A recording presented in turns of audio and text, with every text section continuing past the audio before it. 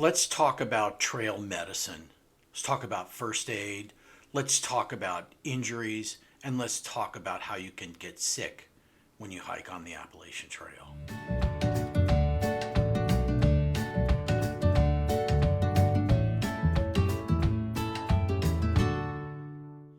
So before I get started, I wanted to update you on my last video on water purification. I've actually changed my mind, and instead of taking a SteriPen with me on my section hike in March, I'll be using Ketadine B free with a HydroPack dirty water bottle. This setup is the tried and true way to go, is simpler and probably more reliable. I'll go over this at the end of this video and show you that setup. So let's talk about wilderness first aid. When you go into the wilderness, you need to be ready for many different scenarios. There can be lots of issues. There can be orthopedic injuries. There can be venomous insects and reptiles. There can be poisonous plants. There are all sorts of illnesses that you can get. Being ready for these requires knowledge more than anything else. It doesn't require a lot that you have to take with you. In 2015, when I started section hiking the Appalachian Trail, I took a first aid kit. Here's a little outline of what was in it.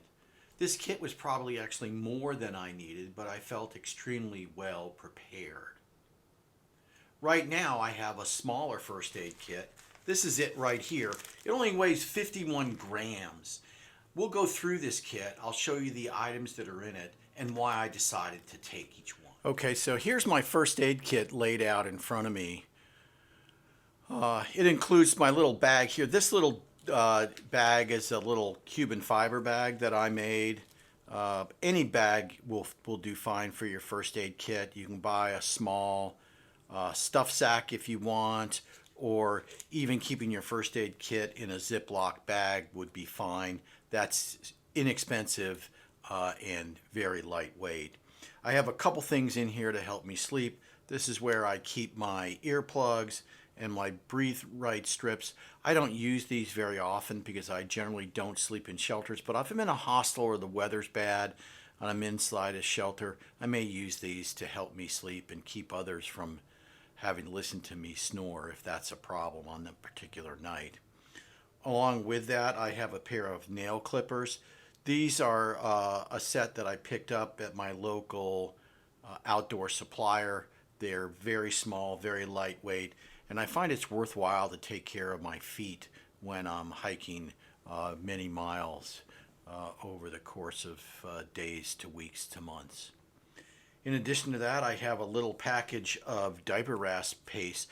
All this is a zinc oxide paste.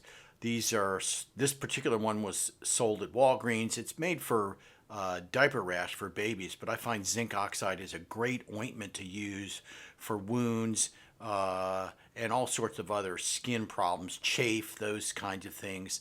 I use this on almost every single through hike that I go on.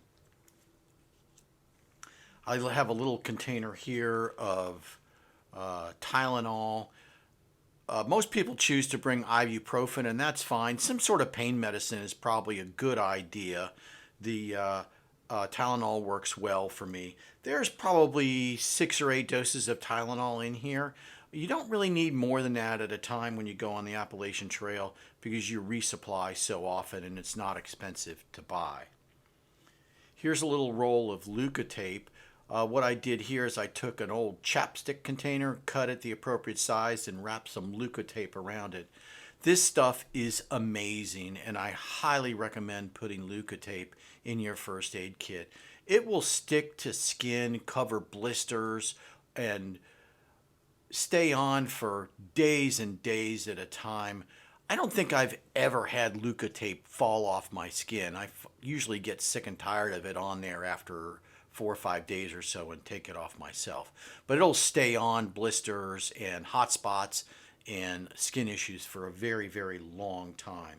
I have several Band-Aids here. Here's a couple Band-Aids. Sometimes I'll take a couple smaller ones as well, but just a few is a good idea. And finally, I have a safety pin. A safety pin is a great thing to have when you're in the wilderness. These are extremely useful. When I've gone to wilderness medicine conferences, they usually will dedicate an hour to talk about the uses of safety pins for first aid in the wilderness. They can be used to make a sling using your bandana. They can be used to drain abscesses. They can be used to get foreign bodies out of the eye, all sorts of things. The uses are plentiful for these things. There's a couple things I don't have in the kit that are probably worthwhile mentioning. I bring a bandana, and I suspect that every single person who goes into the backcountry will bring a bandana.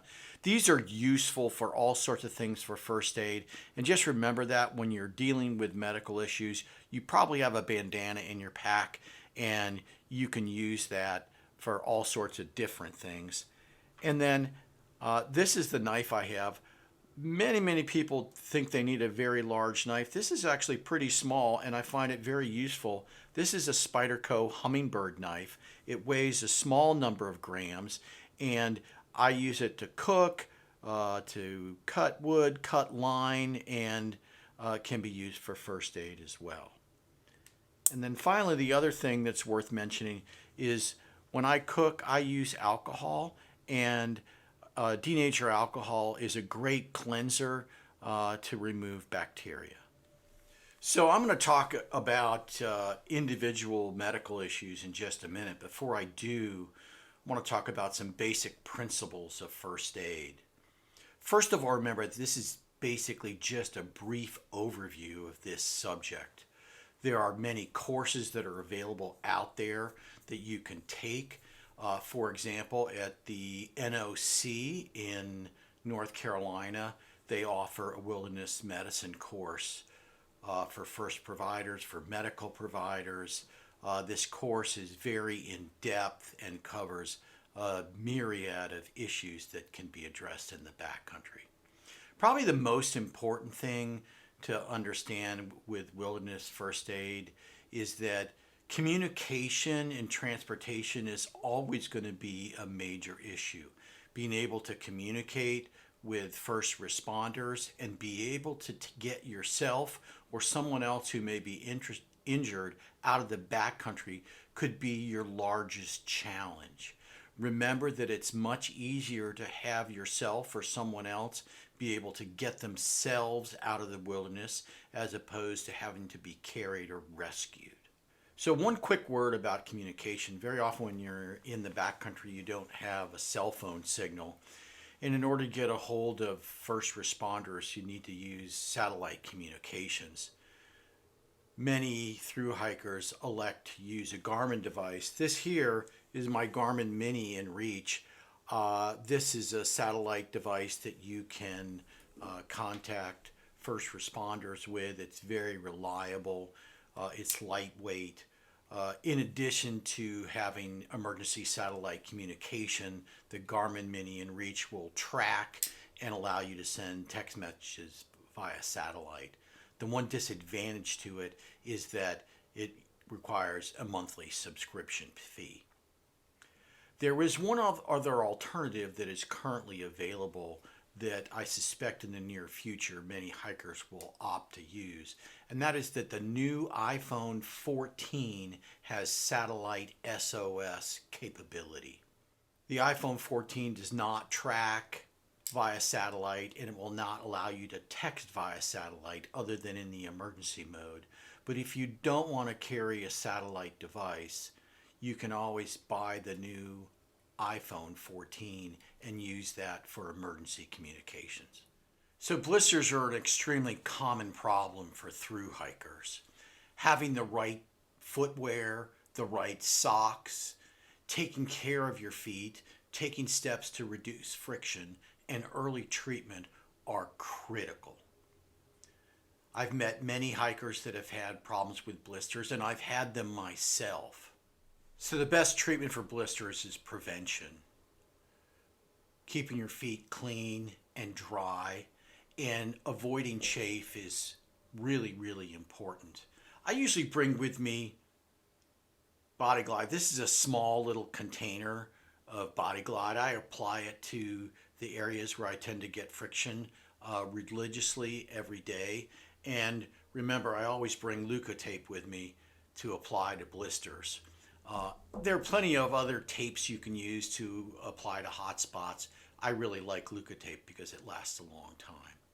If you do develop a blister, it's probably okay to puncture the blister. Make sure that you do so with a clean device, such as the safety pin that you're going to have in your first aid kit, and keep the blister clean and dry, and then cover it up with some sort of protective agent like Leukotape.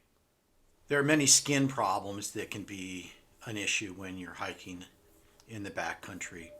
Probably the biggest issue here is maintaining hygiene and keeping things clean and dry. When I've seen through hikers that have had problems with abscesses or other types of infections, it almost universally has been a hygiene problem. Make sure that if you get sweaty in the warm weather, that you take time to wash and dry yourself. Your little zinc oxide or some other ointment may be useful, as well as your safety pin. So contact dermatitis from plants has been a common problem in the past, but for some reason, when I've been section hiking on the Appalachian Trail, I really have seen very, very few people that have had issues. Primarily it's because I think most people are able to recognize poison ivy and poison oak and avoid them. The other thing that's important is that if you're in contact with these irritants, that you wash them off fairly quickly, within a matter of an hour or so. These plants cause dermatitis with a resin that binds irreversibly to the cells on your skin. Washing the resin off before it has a chance to adhere to your skin cells will avoid problems. So orthopedic injuries can also be an issue when you're hiking.